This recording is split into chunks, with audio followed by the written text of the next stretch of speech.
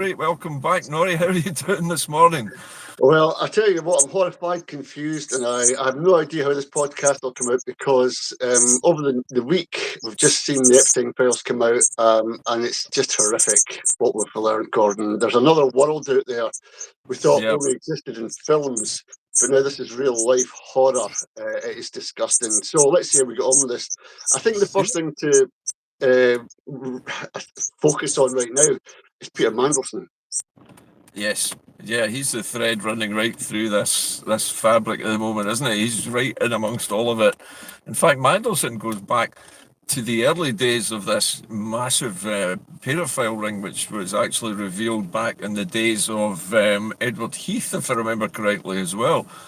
And it unraveled an entire sort of web of deceit, including people like Cyril Smith, as well as the former Prime Minister Ted Heath. So it's got a long, long history. And Mandelson, if I remember right, he was in there around that time. Mandelson's got a very long, long history in Westminster, doesn't he? Yeah. And the Labour Party. But you're very correct, Gordon, to mention how far back it goes, because this gives a lie to where Keir Starmer is now. He didn't know if he had the information. And so most commentators are saying now that Starmer is toast. Isn't this just ripe for Scotland to go independent? Well, England's in confusion. Let's knock them down. But here, wait a minute. John Swinney's up to his neck in this as well. So is Anna Sarwar. Scotland's up to its neck in this. Where does it all end? I mean, the fact is, if we just paint the pictures, John Swinney went over to save the Scotch whisky industry, and he stayed with Peter Mandelson. Yeah. He stayed with him. What do you think was said between the two? We don't know. We'll never know. But well, I'll tell you what. What were you going to say, Nori? What were you going to say? Well, when one's taking secrets from the British government and handing them over to Epstein, what do you think he's wanting off of John Swinney? Well, that's a good question. I mean, there's always this sort of suspicion that something was offered to Mr. Swinney so that he would not speak about this as well, although he has come out and condemned it, but mostly in terms of how it affects Sir Keir Starmer. You know, he's criticised Starmer, but it's Mandelson who's really at the heart of this, and that canker of underage sex, you know, goes back decades in both parties, and Westminster seems to have been an absolute cesspit of it, going back to the late night. They're sort of actually going back to the 1980s and well before that. It's been going on. You know? Gordon, you know, if you look at this closely, you'll see that this system that we live under is based on lies, death, torture, and we're part of it. We're the slaves under it because we have to work 9 to 5 to stay alive. And then we suddenly realise, what the hell are we doing living under these people? But have we got a choice? Because here's the thing. Epstein has not been charged. Well, they say he's dead, but I doubt that. I think he's alive somewhere. Trump has not been charged with anything. Why? Because he's in charge of the federal court system. He will not charge himself. He will surround himself. And so the victims of all this, those children that were sacrificed almost, and we're using these terms, Gordon, that we've never used in our life before, but this is what's coming out. And you're finding that all these people have gone missing. These rituals. Now, yeah. I can't process all this just now, Gordon. I really can't. It seems like a horror movie or something, but this is real life. And so what you've got is we'll never get to the bottom of this because they're all closed in. We'll never get it. No, you'll notice that Mandelson's been sacked from his ministry, from his post, I should say, as the British ambassador to the United States. But he's still a part of the Labour Party, right? And it's still, as far as I know, an MP, is he not? Well, he's not been kicked out of anywhere else. He's only lost his job as you know, our foreign envoy, if you like, in the United States. And that tells me that they're not really interested in punishing Mandelson. No, Hoping it will blow over, you know. correct. And they're past masters at that. They know that Yeah. another big event will take precedence over what's happening now, or they think they will. The problem we've got, Gordon, is we're at a position now where we're absolutely appalled at the news coming out from these Epstein files about young girls and boys as well being Yeah. used for, there's stories in the Epstein files that are just, I don't even want to mention them, so upsetting, about what happens. But what I would say is, when people are looking at this, they tend to go by their emotions. They're angry or something else.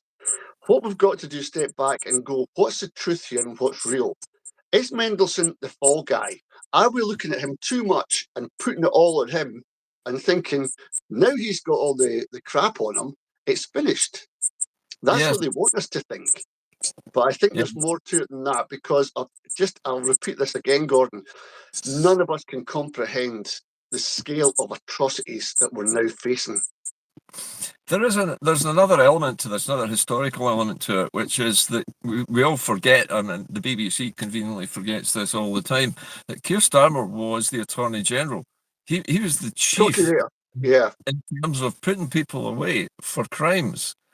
And Mandelson seems to have slipped through the net time and time again. He never is held accountable for any of the things that he's done or is still doing. But, all that's happened this time is it's tainted Keir Starmer. And now he's basically a lame duck prime minister with, another 2-3 years to go.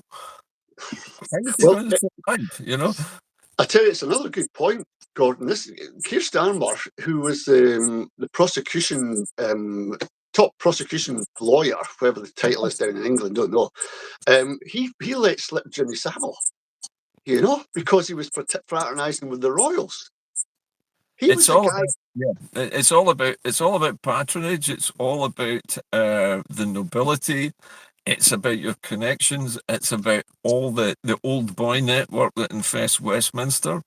But not only that, we've got Prince Andrew involved as well. They're trying to minimise his role in all of this as well, and yet he keeps rising to the surface like bubbles in a cesspool. He just keeps popping Yeah, back up again. There he is again, and what is Prince, I was going to say Prince Charles, what's King Charles done about it? Well, all nothing. he's done is told him he's no longer a prince. And Ah, he's taken him into a house in his own estate. So he's been kicked out of one mansion and he's now living in another one belonging to his older brother. So the whole thing stinks, and it's all about protecting people. It's not about making sure that they're punished or making an example of them. It's about ensuring that they escape justice because of their connections. yeah, I think this thing about taking away his royal title, this is to protect the monarchy, Gordon. This is to take it Yes, away, I put it onto agree. one man. Yeah. But the problem that they've all got, Mendelsohn, even Anna Sabor's getting really pushed by Glenn Campbell yesterday from the BBC. My Um, goodness, that's a first. I know. But he says, what you called him your best pal? You were pals and all the rest of it. But what I know now, we didn't know. Rubbish, Sarwar. You know exactly. You were doing what you were told to do. You go up and cuddle up to this guy and ignore what he's done because he's on our side. He done it. And now the problem they've all got, even John Swinney will have problems with this. The more you ask questions about this, Gordon, the more will come out. So they're trying Yeah. to diffuse it. How much did you know? And I didn't know anything. And they'll pass the buck. It's going to do me. I had no idea. You know.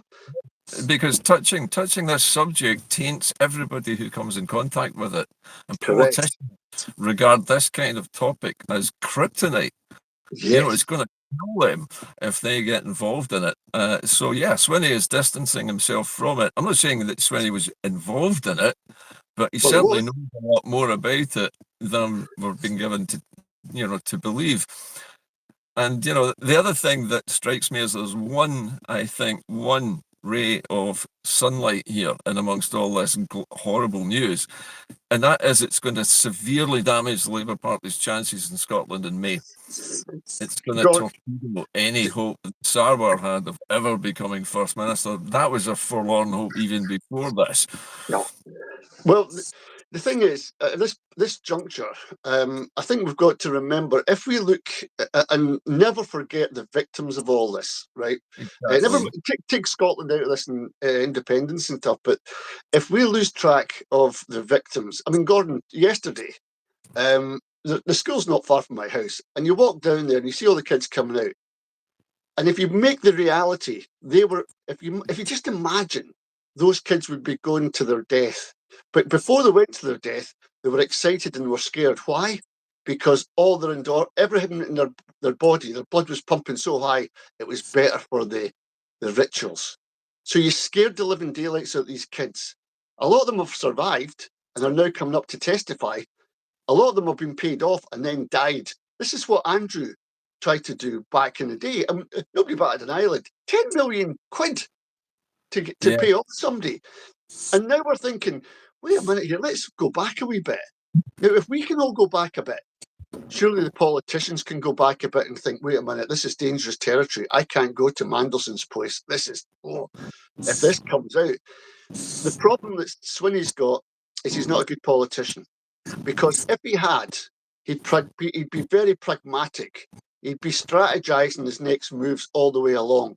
This is a hurdle that could derail John Swinney. He may have to resign because of this. Yeah, there's a couple of things that struck me when you were talking there about this scenario. One of them is the fact that all the royal family are considered in English law to be above the law. They cannot be prosecuted for a crime, no matter how bad it is. I mean, Prince Andrew, just talking hypothetically, could murder somebody, and there is no way he can be prosecuted for it.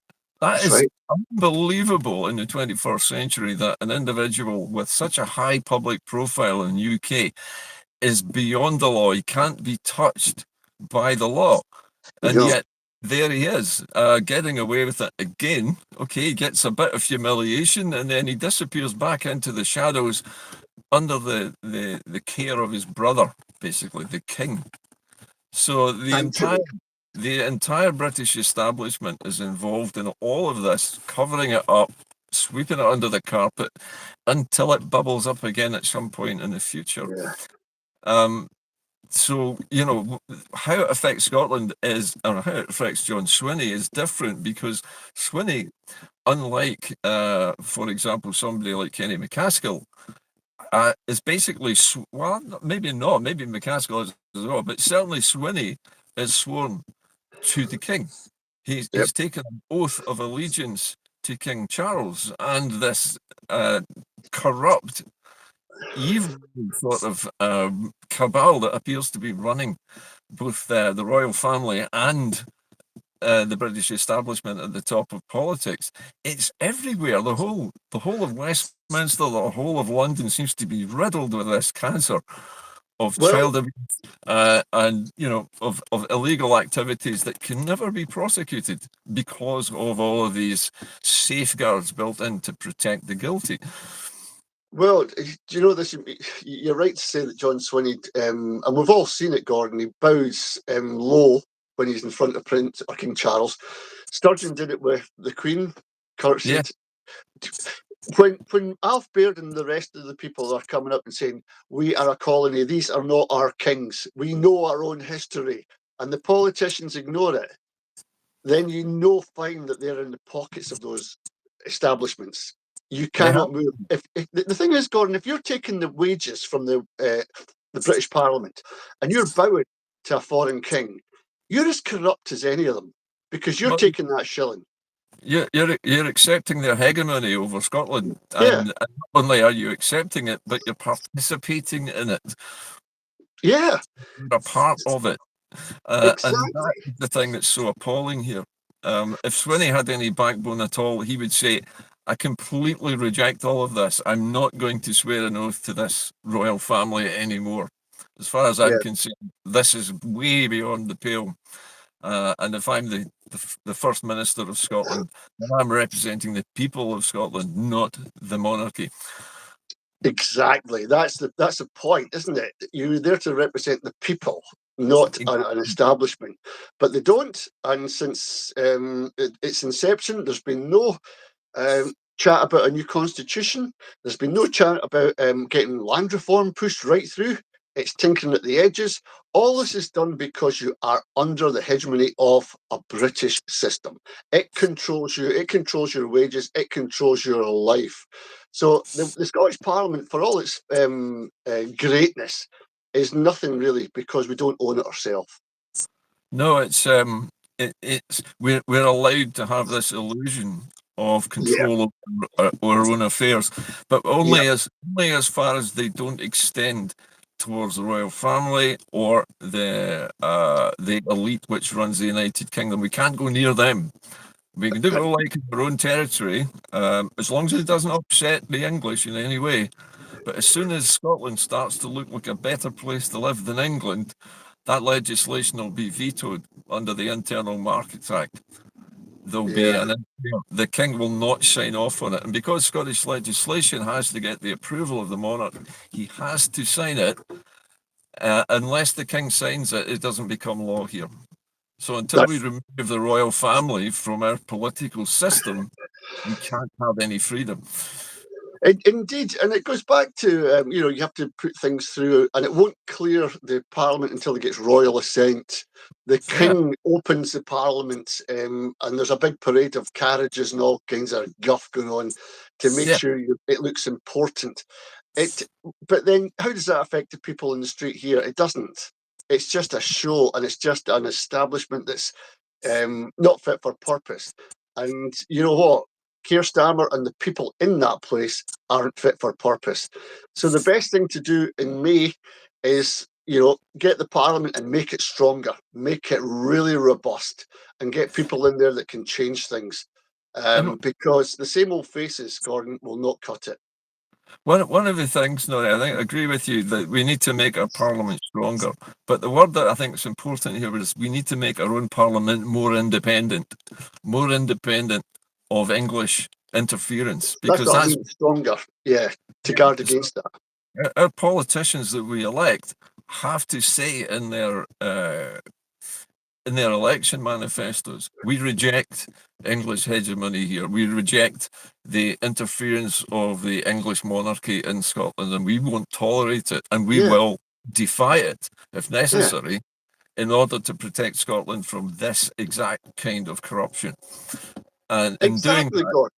you put some clear blue water between the way Scotland is run by our politicians and the way the rest of the United Kingdom seems to pander to the king and his entire unelected and publicly funded family, who we're paying for, even I though they know, have I know. absolutely no benefit to us whatsoever. None. No, Not you're right, Gordon. And it comes back to this will, where you've got the will and where you've got the stamina. If you were to say to John Swinney, maybe not, I think he's a lost cause, to be honest. But if you got somebody else in the SNP at the hierarchy, at the top of the tree, and you said to them, look, this is the way to go. A strategist was talking to them. You've just got 52% of the vote, and the Greens have come on, and a couple of Alban and the Alliance for Scottish Liberation are in there as well. yep. You've got a Yeah. mandate. You go down to London and you do this. You tell them two options. You can do this like the Velvet Divorce in Czechoslovakia, where they just split apart quite easily, or you can leave with nothing, and that starts now because England would fail in its economy without Scotland's oil, Scotland's water, Scotland's education system. There's a load of stuff here in Scotland that Yeah, pumps and the in there. massive amount of renewable energy that we're pumping out to them as well. So if you up the ante, Gordon, at a political level and get it won't be Keir Starmer, it'll be somebody else. But then you get them and you give them that ultimatum. Which one do you think they're going to take? They'll take the Velvet Divorce if they've any sense. And then Well, you if they go back to the people and you get them out the streets and you march them in Edinburgh and you march them in Glasgow, and people get out with their flags and their bagpipes, and you show your defiance. You will not be ignored. We have elected these people. We want action. This is who we are. This is where we're going. Get moving right now. And then we go to the European or the Nordic Council, or we go to the European Union or the World, the international law, and we say, this is where we're going. It's all changed from now. The people have spoken. The European Court of Human Rights, the EHCR, would be because they're the arbiters of international law, humanitarian law, and basically the law of decolonization. Because we're still colonized, no matter how we spin this, we're still a colony. We're still being treated as a colony. We're still being emptied of resources against our will. We don't get paid for them. All of this is still going on, and we're still taking it, and we're still not doing anything about it. I would like to see somebody like Kenny McCaskill become the first minister, because I think, although he is constrained under the political system, he is much more combative in his approach to this. And if more people like that, with that attitude, get into Holyrood, then we'll see a very big change of tone. The way that the Scottish Parliament and the way the Scottish government talks to the English government is going to be different. And if it's not I take a different view, Gordon. I think there's people out there in councils working really hard that don't get a chance to come up in the SNP. And they're doing the groundwork and they're making things happen. And they're doing it in the teeth of the Tories, the Lib Dems, and the Labour councillors going against them. But they managed to get things done. You should get them into that parliament, up to the top. There's no pathway for them because Swinney and the cabal have stopped at the conference. You cannot. You must get 10 from this constituency, 10 from that. Impossible demands to get yourself put forward as a candidate.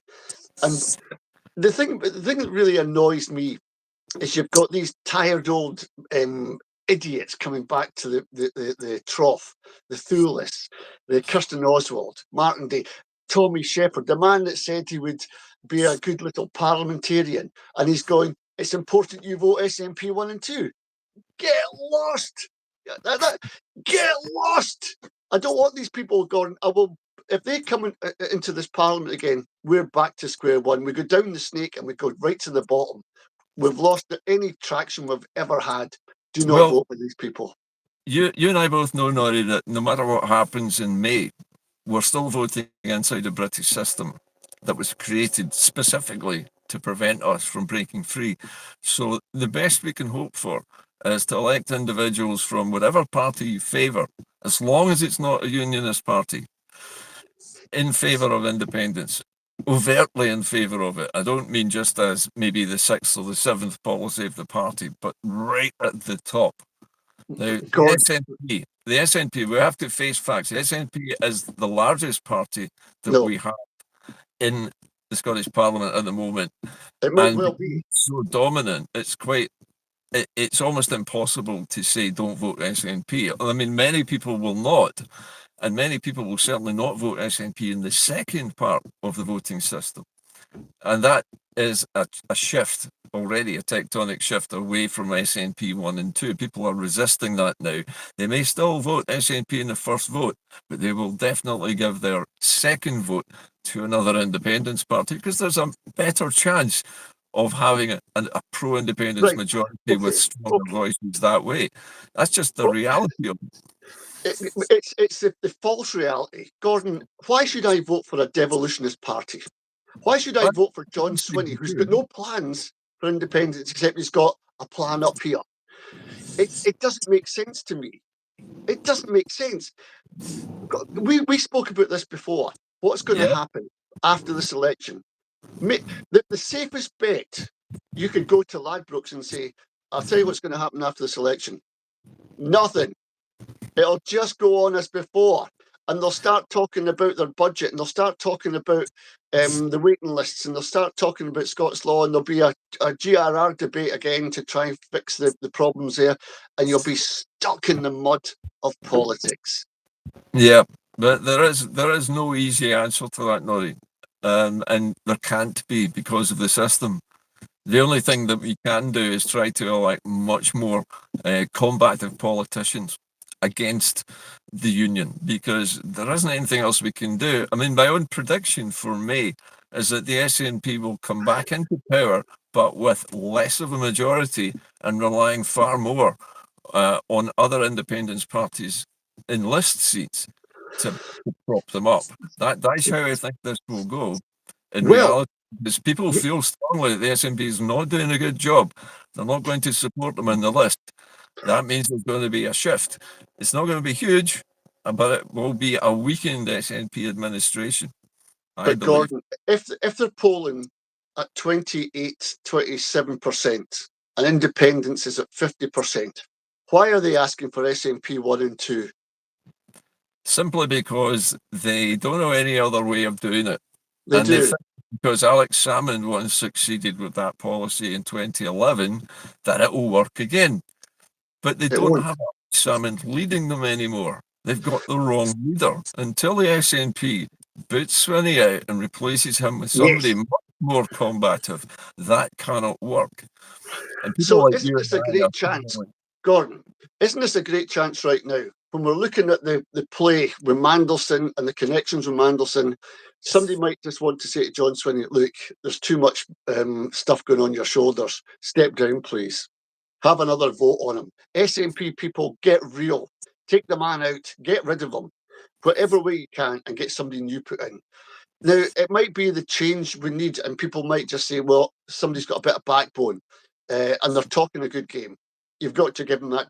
You'll get the benefit of that doubt.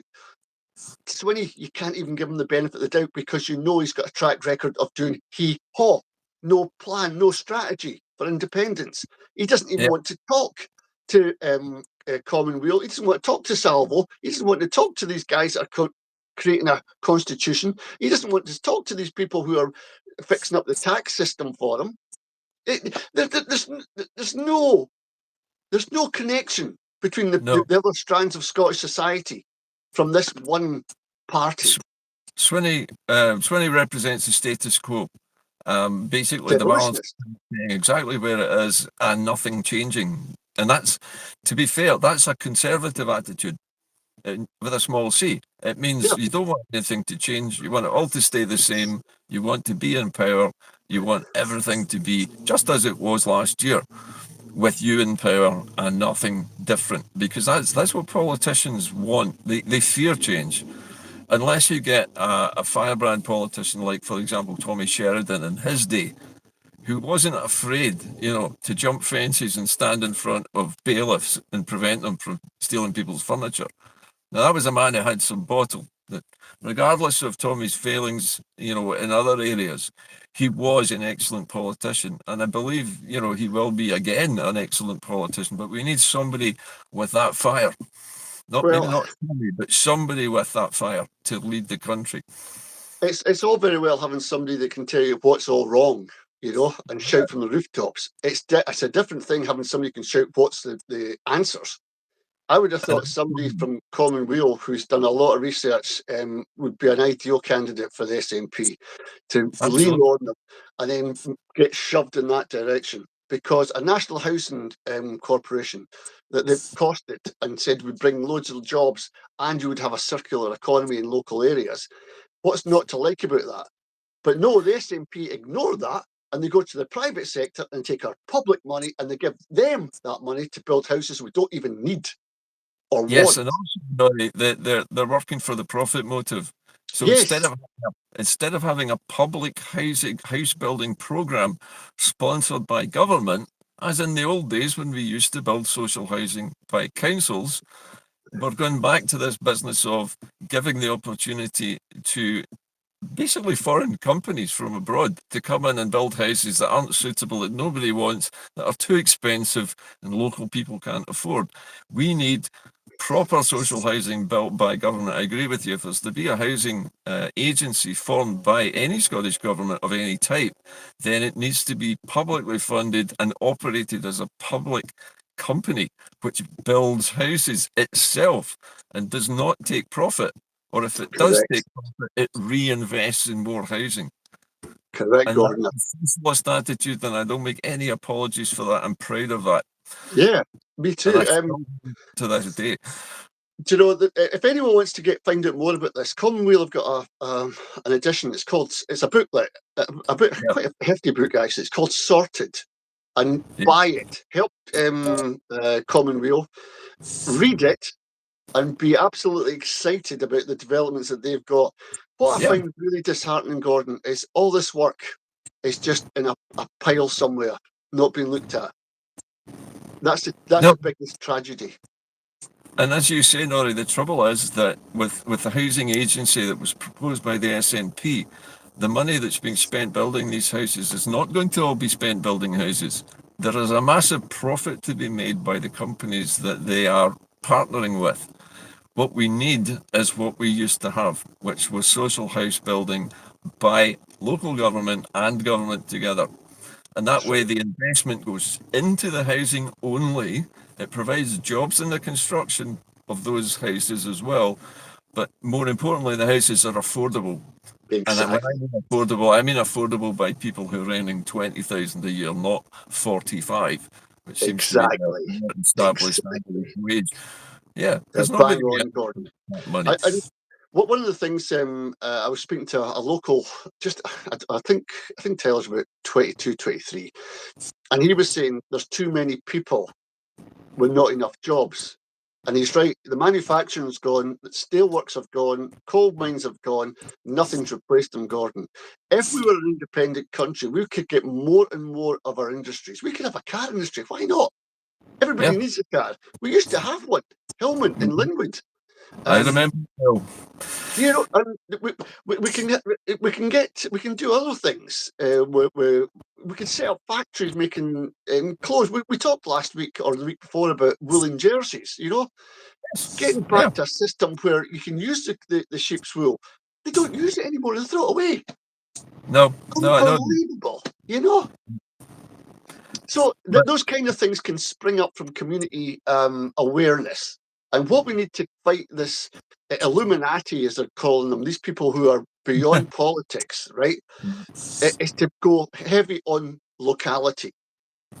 Everybody at yes, a local level must come out and say, this is what I want. I only live here on this planet for 70 years. I want to pass on my heritage to this. And it's got to be better than what I had. And so you start from local first. And I'll tell you this, Gordon, in Drumnadrocket, we've got a new village hall, and we're having Kayleys in there, and we're having meetings, and people can go and meet and play, record and rehearse with their bands and stuff. And we've got a farmer's market this weekend. And I tell you, it is mobbed. You better get there first, because if you don't, it's sold out. That is a look, demand. That is a this, demand yeah. for good food, for people to talk, and for company. Well, the other thing, Dory, is that we've allowed big multinational corporations to sell us food through supermarkets, and there's only about 6 of them in the entire UK, and they dominate absolutely everything. Yes, they do buy Scottish produce sometimes, and they advertise it heavily as Scottish produce, but the vast bulk of what they're supplying isn't. No. It would be lovely if we had, a superstore that only sold Scottish food, nothing else. It would Yeah. be fantastic.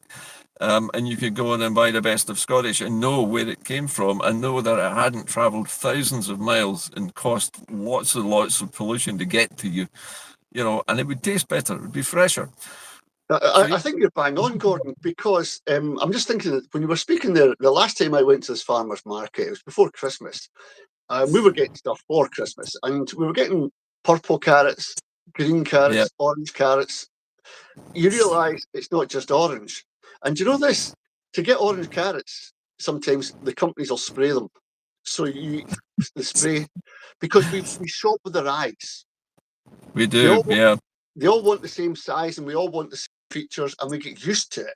That's why we all go to and we pick things up, and if it doesn't look right, we put it back and pick another one out because that looks better. In actual Yep. fact, there's no difference, but it's our eyes that are telling us. So when you go to these Yep. places, You've you go to frozen up this. a wee bit there, Nori. Well, back again, I hope. All I'm I trying to say here, Gordon, is there is a demand. There is a fight back against this corporate greed. And this corporate greed is killing us. We're eating plastic glue in these foods. And when you taste fresh produce, you know it's not got pesticides. You know it's not got E numbers or colouring. It's just natural. Yeah. Yeah, that's nice. I mean, to know what you're Nice. eating. It's nutritional, Gordon. It does the body the world of good. Oh, certainly does. Yeah. I mean, the And you thing feel is, better. when you know where something has come from, you know where it was grown. You know it's not been anywhere else. It's not been sprayed with chemicals. It's not been washed with chlorine. It's just come straight to you. So you know that food is perfectly good. You Mm. don't need people to tell you that, and you don't even need labels to tell you that. You just know where it came from.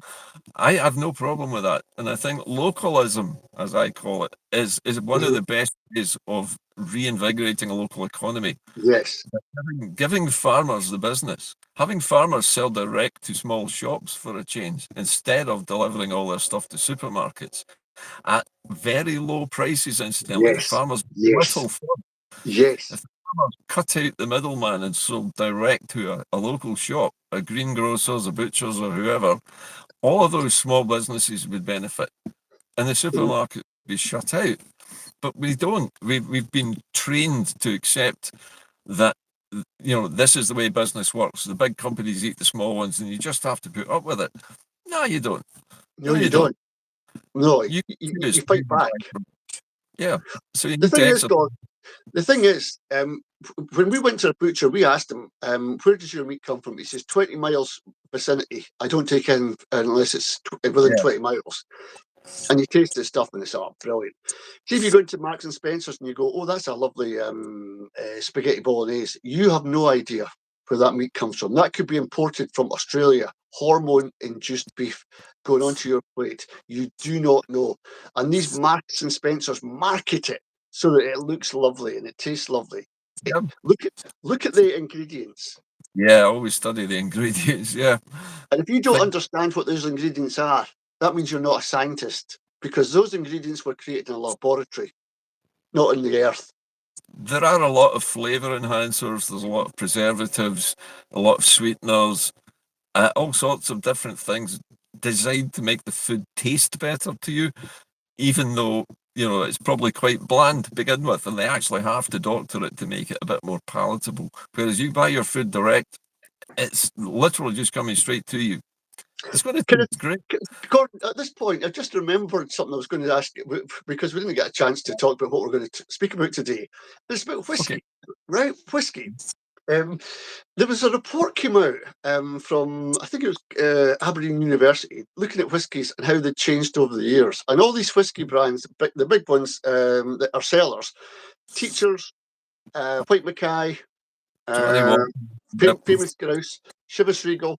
They looked at all these whiskies and they tasted them and they analysed them under the microscope and done tests with them. They found out that because they're selling abroad very, very well, that means they haven't got enough malt. And malt's expensive. You put malt barley in and it becomes a Yeah. malt, single malt. So they put this really laboratory created grain into the whiskey instead of the malt, and they mix it and they heat it, and they spin it round and they distill it and then they put it into the bottles.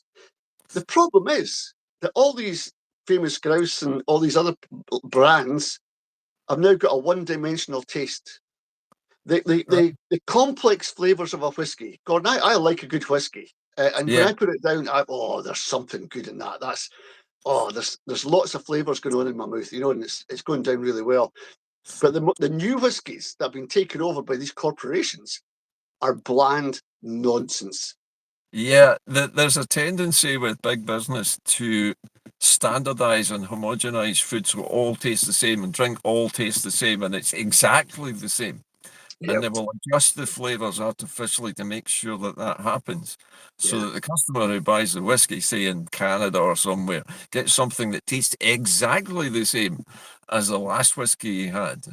Now, Well, okay, that might sound like a reasonable thing to do with a product, but the trouble is when you brew something and you distill it, there are always subtle differences in every batch. But that's what aye, you look for with a malt whiskey. and that's something you don't get from a grain whiskey or a blend, because the Well, blend is blended I'm like sorry, Gordon.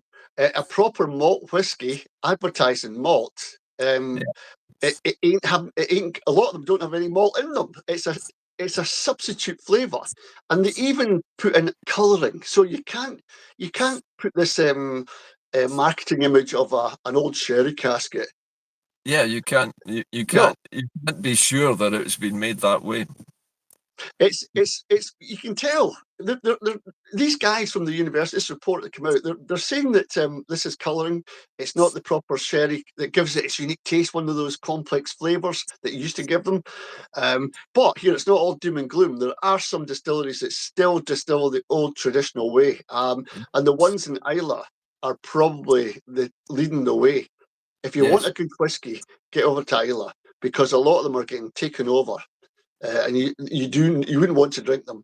They're even marketing them abroad that you have to put a mixer into them to get the fullness out of them. There's a reason why they suggest that. They'll often suggest ginger as being an additive to a whiskey drink because it alters the flavours. But I'm not a whiskey connoisseur, but I come from a family of wine and spirits merchants. Historically, my father and his father and my grandfather, great grandfather, all sold whiskey and spirits, and so I know a wee bit about them. You know, But I also know that they used to buy directly from manufacturers in those days. They yep, didn't buy from the likes of Diageo because they didn't exist back then. no, Back no, in the 50s and 60s, it was small distilleries, it was yeah. wineries, brands. It wasn't the massive steel vats of stuff that had been manufactured to taste a certain way. It was all unique, and everything So, tasted slightly different.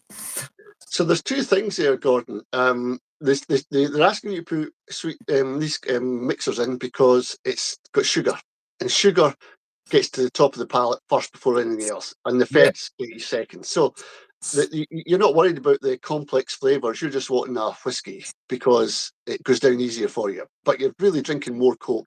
The second thing about all this is, if we've just said this, whiskey's gone down and all these big multinationals are owning it, who is John Swinney really representing when he goes over to America to speak to Mandelson? Because I'll Well, tell you this for nothing, Gordon. If you were to go into a distillery, you're lucky if you find two or three people working there. It's all automated. yeah, Press the the big, button. yes, that's true. Especially the So large ones. Yeah. I think there's more to this than is we'll ever know, and I smell a rat. And until we clear out the mess from the SNP, from the Labour Well, Party, from all the parties, then can we just take a deep breath and go again? I'll tell you one thing, and I know this from having worked in these industries, that in the whiskey industry, there are far more jobs generated in actually logistics than there are in production. Production is minimal. There are very, very few people who are employed, and those who are highly paid individuals who do very key jobs, and there's nobody else. The rest of it's automated, but the big jobs are in trucking the stuff about and storing it in bonded warehouses and making sure it gets where it's going. There are Mm, thousands of jobs in that, but mm. very few actual production. And this is true in most production jobs. They're But heavily if all those that whiskey is owned by Diageo, which is then owned by BlackRock, do you think they're paying those drivers a proper wage? Do you think they're no, no? they're, they're paying them. You you have to bring this back to a local level. You know, these are independent distilleries. Get lost in Maggio. And most of these people are now in that elite members who see killing kids as a normal thing to do. We don't want to be ruled by that, Gordon. We've had enough of that. We're getting information that tells us that past this political level, there is a dark and sinister operation that controls us.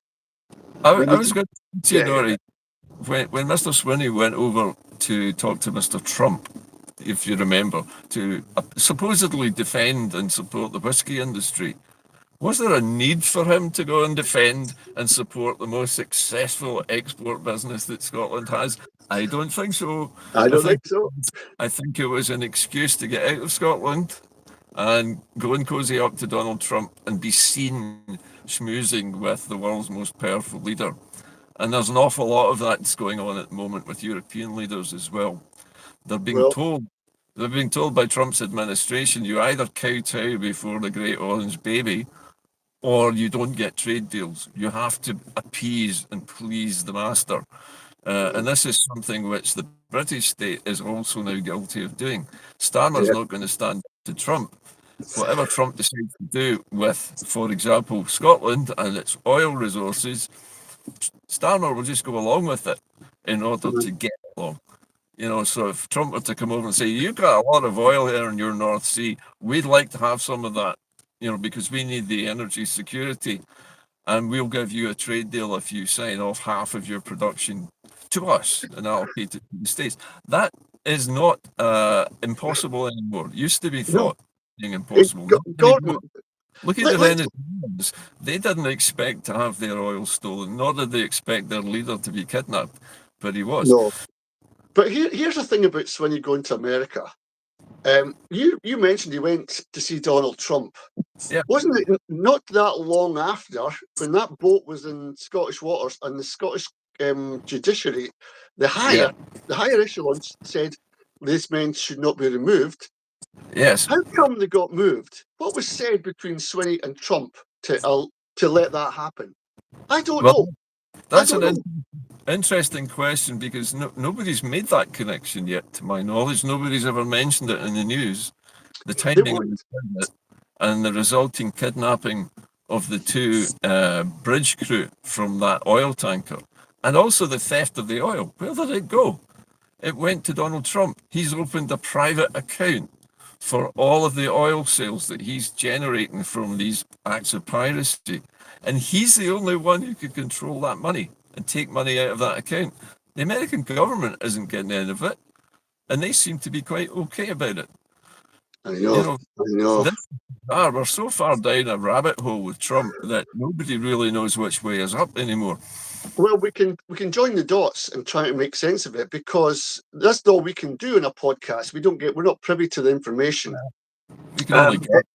But we can look at our own selves and look at our own situations and think it's getting really tough for you and I, Gordon, and everybody watching, I'm sure, trying Yeah, to make ends meet. Where yeah. and we're talking, and Swinney's letting this happen, and he's building these houses, and he's not got a plan for independence. The guy is so wrapped up in this. He's so malleable. He's like a bit of plasticine. You can make him anything you want to, and The, get him out and do stuff. yeah, he's the political version of Morph. Yes. Plastic man. Yeah. And here's the thing, Gordon. Probably the only positive thing I can say about the SNP right now is become that vehicle for change again, not the vehicle for status quo, i.e., devolution, because that's all we're being fed from the SNP. We need more to get us to come out and vote, Gordon, for the SNP. We need more for the 1 and 2. You're not getting that off me. You're hardly going to get the first vote off me, because I ain't voting for a devolutionist party. Do you know, it's interesting you mentioned devolution because prior to the Devolution Act, the act that created the Scottish Parliament, I can't remember the word devolution ever being used in a political sense before that time. Devolution was a word that was used to describe a creature which had reverted back to an earlier stage. You know, like something that had been a fish goes back to being a sponge. That's what devolution used to mean, right? Aye. But what have we reverted back to? Just yeah, being a Well, bunch of well, I'll tell you what we've reverted back to, Gordon. A parish council. That's what yeah. it's gone. It's regressed back to that. That's all it is. Tony Blair said at the time it'll be a glorified parish council. And we tried and we fought through Alex Salmond to get it more. We tried to get it more powerful. Then Sturgeon and then Swinney, and now it's back to being an executive. You should take the banner off the top. It's not a government. It never was. It's an But Alex executive Salmond, in Westminster. Yeah. I take it down. Executive. That's all it is. You're working under an English boss, as always has been in Scotland. To be fair to Alex Salmond and his memory, he was the one who changed the name from executive to government, because although he couldn't physically change the legislation which underpinned Holyrood, he could make it more of a government. And he wanted to emphasize that to people, that they were governing, they were not just managing. It's just a Yeah, shame that legacy is being abandoned. yeah, it has. But I think what he was trying to do, Gordon, was, as we all tried to say, live your life as if you were in an independent Scotland. How we Yeah. can move from that point. What do we want to do if we were independent? This is our government. And he built bridges, Queensferry Crossing. He done the Aberdeen Western Peripheral Route. He'd done a lot of things, tangible things that we could see and benefit from. And now Yes. it's What can you it's point? What can you point to from the Swinney administration that's concrete evidence that things are getting better in Scotland because of devolution? I don't see anything. In fact, I see less than nothing. I see the roads becoming more and more decrepit. I see the odd spark of regeneration here and there, but the job is never completed. It's always no, ever half done. It's that's never right. fully completed, and it seems You're to be right. a Scottish thing that we only ever do half the job. We only tarmac half the broken road. We don't do the full thing, and that's down to the way we're funded. We're funded 50% of the time. They'll say, "Oh yeah, we're giving you half of the money that you need to resurface all your roads. You find the rest." That's been the British way for 60 years with Scotland. We always have to find that other half, and we never do. And I so we know. all end up with a half-built infrastructure, or a half-repaired infrastructure, And the and that's more and more, colonialism, front and center. well, the more, and you're right, Gordon, and the more they privatise stuff down in England, that means nothing's coming up from the Barnet. Yeah, We're getting less and less. that's right. The more the Westminster divests itself of public spending and gives it to private sector, the less funding we get for the same activities, and we can't do anything to change it. No, We struggle on unless, less. unless we get rough debate in the Parliament about where we're going. And an independence debate in that Parliament is badly overdue. We haven't had one. We need to have a debate on Gaza, Palestine. Can we Yeah, fly flags? And we need to have debates on how the people of Scotland want to travel, where they want to go.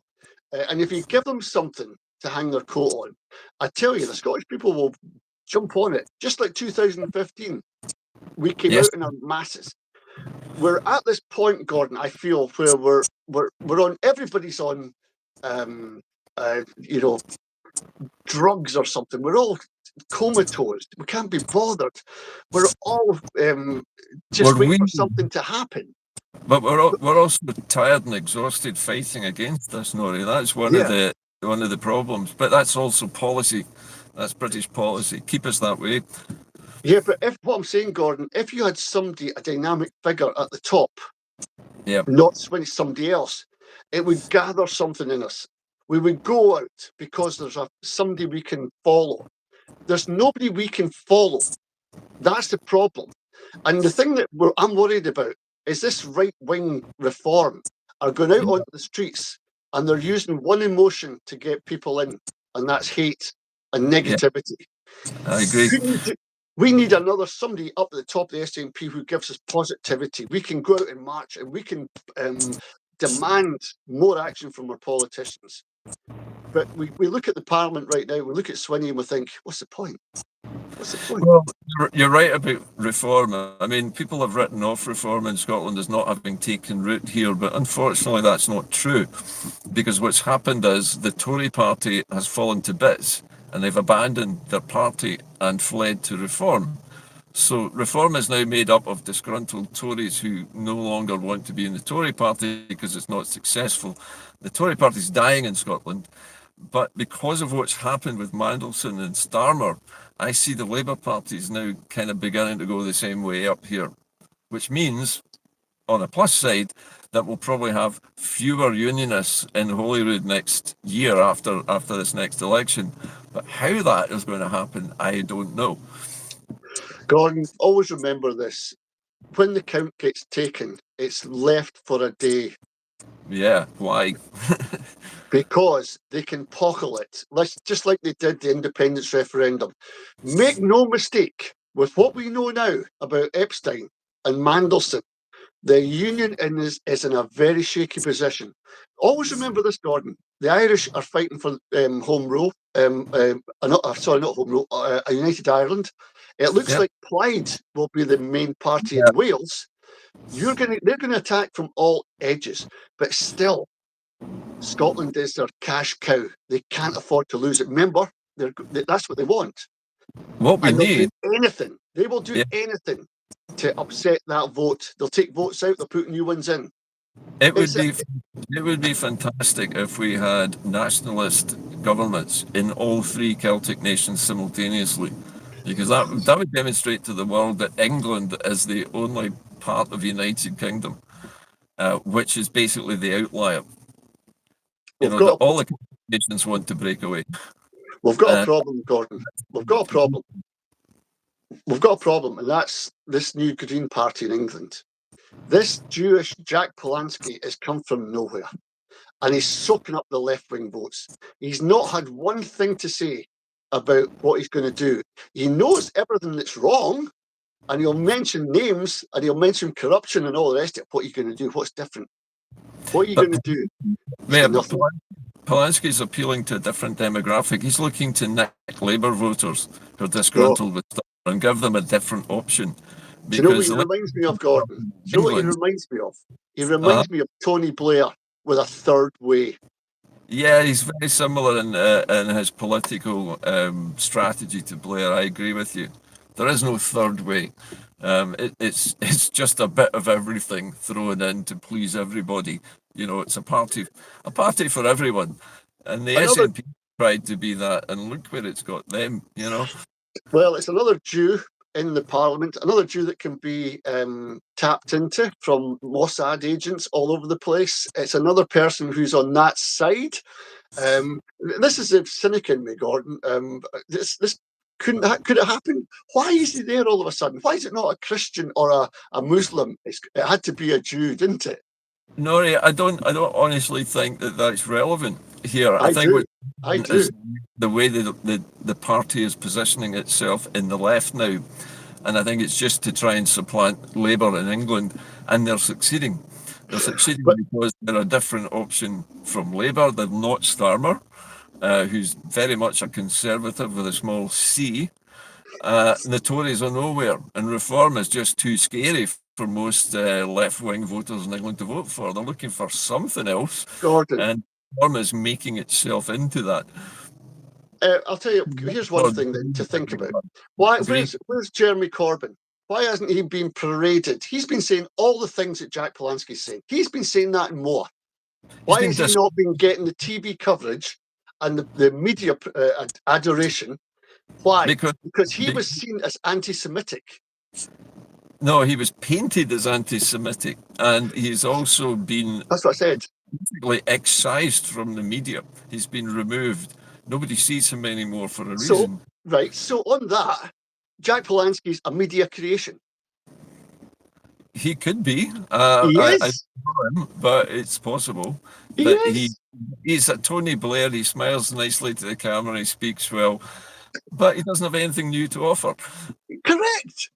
Yeah, He's a fraud, and it does matter where he comes from, what his background is. If he's got a connection to Israel, being a Jew, he's got he's got baggage, whether you well, not like it or not. not every Jewish person has a connection to Israel, no, right? I mean, there are thousands of Yeah, but Jewish. wait a minute, God, wait a minute. We're talking about politics, real politics here. Who No, do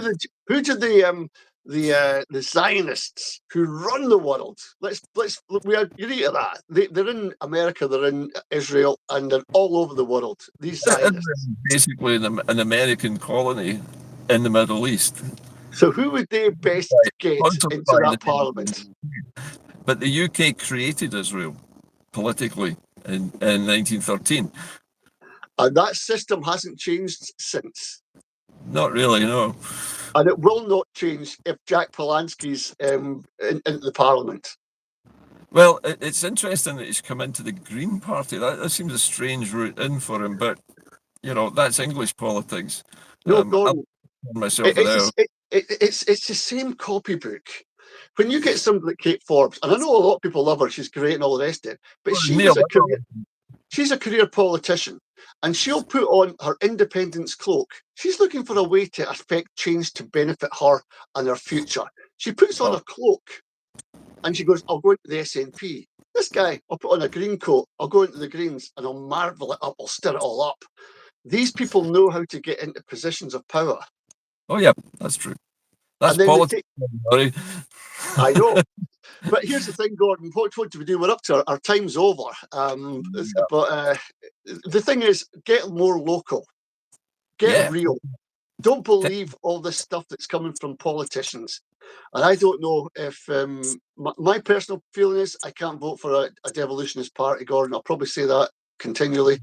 I disagree in some parts of what you're saying, but it's a personal choice for both of us. Yeah. I'm still going to vote for pro-independence parties in both votes, no matter what happens. I'm never going to vote for a unionist party. I haven't. I'll abstain. I'll abstain. And I don't think, anybody else in the pro-independence side is going to do much different. What we need to do is try and convert some of those wavering, socialist-leaning Labour voters who are really pissed off with the way the Labour Party's gone. And there are a lot of them. I mean, about 30% of Labour voters in Scotland are pro-independence. They just need a nudge. We said that at the last Scottish election, British election. They romped home. They went back to their natural homeland and got the Labour Party re-elected. That's devolution. People devolve back to that earlier stage story. I know. Listen, Gordon, it's 1 hour's up. I hope you've enjoyed it, folks. I got a lot off my chest. We did, Gordon. Yeah. Hopefully, I've kind of balanced that a little bit with some of my own views. But yeah, that's the point of this show. We don't always agree with stuff, Norrie, and why should we? Why should we, Gordon? Yeah. But we'll be back to do it all again next week. One thing I am very clear about is that I am not in favour of royalty. I would like Scotland to be an independent republic, and I will state that over and over again. Anyway, it's time to get off the airwaves, Norrie. We'll see everybody again next week at the same time on Friday at 9:30. Hopefully a bit more on time this time. And look forward to it, Norrie. All the best, Gordon. All the best, folks. And remember, subscribe, press the wee like button. Just helps us. And share. Yeah. Okay. All right, Norrie. I'll see you next. Bye, everyone. Bye. Bye now.